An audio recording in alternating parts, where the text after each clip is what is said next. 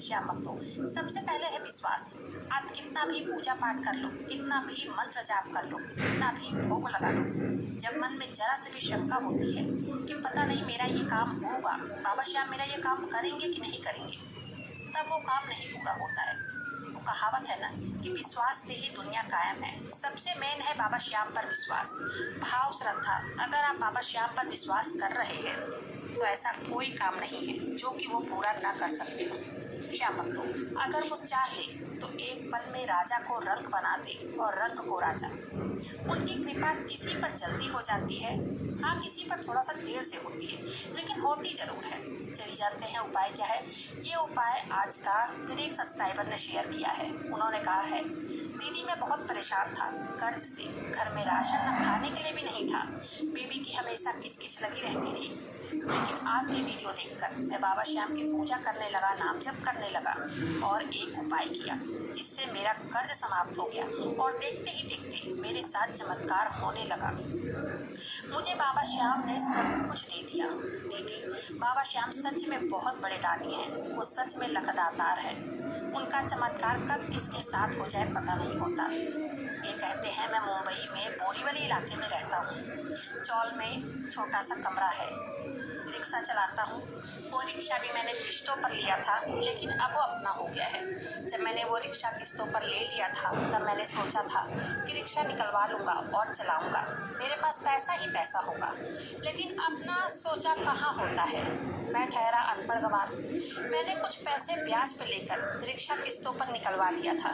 मेरे 2 बच्चे हैं। जब मैंने रिक्शा निकलवाया था तब मैं बहुत खुश था, लेकिन किस्मत को कुछ और ही मंजूर था।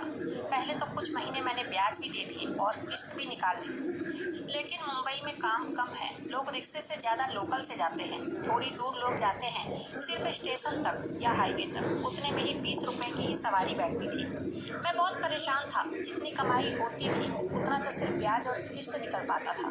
पत्नी रोज रोज चिक चिक करती थी। वो घरों में खाना बनाने का काम करती थी, उसी के पैसे से घर का राशन आता था। मैं अपने आप में कुढ़ रहा था कि क्या करूं। मेरी पत्नी हमेशा लड़ती और कहती, फालतू में रिक्शा निकलवाया, कहीं और काम कर लेती, उससे तो एक पैसा घर में नहीं आ रहा है। बच्चों की स्कूल की फीस भी नहीं निकल पाती थी। उनके भी स्कूल से रोज फोन आता कि फीस भरो, नहीं तो पेपर में नहीं बैठने देंगे। खैर उनकी भी क्या गलती थी। जब 6-6 महीने की फीस नहीं जाएगी तो वो तो बोलेंगे ही। पत्नी के पैसे से भी घर खर्च पूरा नहीं हो पाता था। कभी पत्नी के खर्चे से राशन आ जाता तो कभी दुकान से उधार ले आती थी मेरी पत्नी राशन। बहुत परेशान था मैं, अपने आप में शर्मिंदा हो रहा था। एक दिन मैंने आपकी वीडियो देखी थी, बाबा श्याम की पूजा नाम जप वाली, और अर्जी वाली भी देखी थी, और तो और कई लोगों के साथ जो चमत्कार वाली वीडियो है वो भी मैंने देखी थी। तब से ही मैं भी बाबा श्याम की पूजा करने लगा था। उनका नाम जाप भी करता था, लेकिन खाटू धाम नहीं गया था। पहले तो 2-3 महीने कुछ खास फर्क देखने को नहीं मिला था मुझे, लेकिन एक दिन अचानक से मेरे साथ बहुत बड़ा चमत्कार हुआ। ये भाई कहते हैं, शाम को मैं रिक्शा चलाकर घर जा रहा था, मुझे बाबा श्याम का एक मंदिर दिखा, मैं वहीं रुक गया। आजकल बाबा श्याम का मंदिर हर जगह है, छोटे छोटे मंदिर हर जगह आपको मिल जाएंगे। तब ये भाई कहते हैं कि मैं वहीं रुक कर बाहर से ही बाबा श्याम को कहने लगा, हे बाबा श्याम, मैं इतनी तुम्हारी पूजा करता हूँ, इतना नाम जप करता हूँ, लेकिन आप मुझ पर कृपा क्यों नहीं कर रहे हो? वीडियो तो मैंने बहुत देखी थी चमत्कार वाली, आप तो लोगों के ऊपर चमत्कार करते हो, मेरे ऊपर क्यों नहीं कर रहे हो? मेरे साथ भी चमत्कार करो। मैं बहुत परेशान हूँ, निराश हूँ, क्या करूँ समझ में नहीं आ रहा है। तब ये कहते हैं, मैं वही रिक्शे में बैठे बैठे सोच रहा था कि क्या करूँ। अपने मन में सोच रहा था क्या करूँगा। घर जाता हूँ तो पत्नी से आधी आधी रात तक तो लड़ाई होती है, खाना भी नहीं देती है खाने के लिए। मैंने सोचा आज रात यहीं रिक्शे में सो जाऊँगा, नहीं जाऊँगा घर। ये कहते हैं, मैं वही रिक्शे में बैठा था, 1 घंटा बीत गया। वहाँ के पुजारी मंदिर बंद करके जा रहे थे। उन्होंने कहा, बेटा मंदिर बंद हो चुका है, घर जाओ। ये कहते हैं, मैंने उनसे कहा, महात्मा जी कहाँ जाऊँ मैं, मेरी पत्नी बहुत लड़ती है मुझसे। तब वो पंडित जी कहने लगे कि क्यों लड़ती है, तुम्हारी पत्नी कुछ न कुछ तुमने ही गलती की होगी, तभी तो वो लड़ती होगी। तभी कहते हैं, मैंने उनसे सारी बातें बताई। ये रिक्शा में पूरी तरह जो बैठा हूँ ये भी मेरा नहीं हो पाया है, किस्त नहीं भर पा रहा हूँ। तब कभी भी वो लोग मेरा रिक्शा भी ले जाएंगे कंपनी वाले, क्या करूँ, काम धाम है ही नहीं। वो पंडित जी कहने लगे, तुम बाबा श्याम की पूजा किया करो, नाम जप किया करो। तब ये भाई कहने लगे, हाँ मैं नाम जप करता हूँ, पूजा करता हूँ। उन्होंने कहा, इसी के साथ साथ एक उपाय भी करना बेटा, देखना तुम्हारा काम कैसे न चलेगा, चलने लग जाएगा काम तुम्हारा इस उपाय को करने से, जब न चले तब कहना।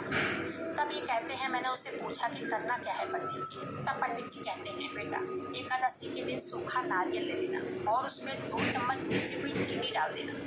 एक होता है गीला नारियल श्याम भक्तों, और एक होता है सूखा नारियल। जो पानी वाला नारियल होता है वो गीला होता है, और एक सूखा वाला जो गोला मिलता है, उसी सूखा नारियल की बात कर रहे हैं ये। और पिसी हुई चीनी, अगर पिसी हुई चीनी आपके पास ना हो तो घर में साफ चीनी लेकर मिक्सी में 2-3 बार आप चला लीजिएगा तो वो पिस जाएगी। फिर उसमें 2 चम्मच घी डालना है और 2 चम्मच शहद डालकर हाथों में सभी सामान को अच्छे से मिक्स कर लीजिए। उसके ऊपर से सभी चीज़ों, नारियल को ऊपर से फिर काट लेना है, उसमें सारी चीज़ें डाल देना है और उसे ले जाकर पीपल के पेड़ के पास, वहीं नीचे जड़ें उसकी बड़ी बड़ी होती है, जड़ों में एक साइड रख दीजिए। अगर नहीं आप रख पा रहे, थोड़ा सा मट्टी हटा के नारियल को उसमें गाड़ दीजिए। याद रखिए, पूरी तरह उसे नहीं ढकना है, ऊपर का भाग खुला रहना चाहिए। फिर वहाँ कहना है, हे पीपल देवता, हे बाबा श्याम, यह भोग मैं आपको समर्पित कर रहा हूँ या कर रही हूँ। इस भोग को आप स्वीकार कीजिए और मेरे जीवन में कृपा कीजिए, मेरी सभी परेशानियों का अंत कीजिए। फिर वो पंडित जी कहने लगे, बस बेटा इतना कर देना, बाबा श्याम पर पूर्ण विश्वास रखना, रोज उनकी पूजा करना, रोज उनके मंत्रों का जाप करना। तब ये भाई कहते हैं कि ठीक है पंडित जी, मैं करूँगा ये उपाय। पंडित जी कहने लगे, बेटा एक काम और करना। तब मैंने पूछा कि क्या करना है। वो कहते हैं, जब तेरे जीवन में इस उपाय को करने के बाद सब कुछ अच्छा हो जाएगा, जब तू एकदम सक्षम हो जाएगा, बस 10 ब्राह्मणों को भोज करवा देना।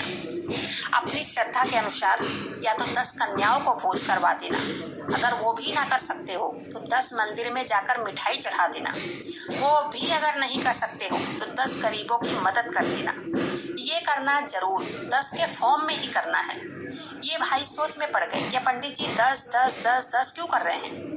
तब तक वो पंडित जी से इनसे कहने लगे कि जा बेटा घर जा आराम कर। तब ये भाई आगे बताते हैं कि मैं उन्हें 100 रुपये निकालकर दक्षिणा देने लगा। मैंने उनसे कहा, पंडित जी दक्षिणा ले लीजिए। पंडित जी कहने लगे, पहले तो सक्षम तो बन जा, उसके बाद देना दक्षिणा, तू बहुत परेशान था इसलिए मैंने तुझे ये उपाय बताया है।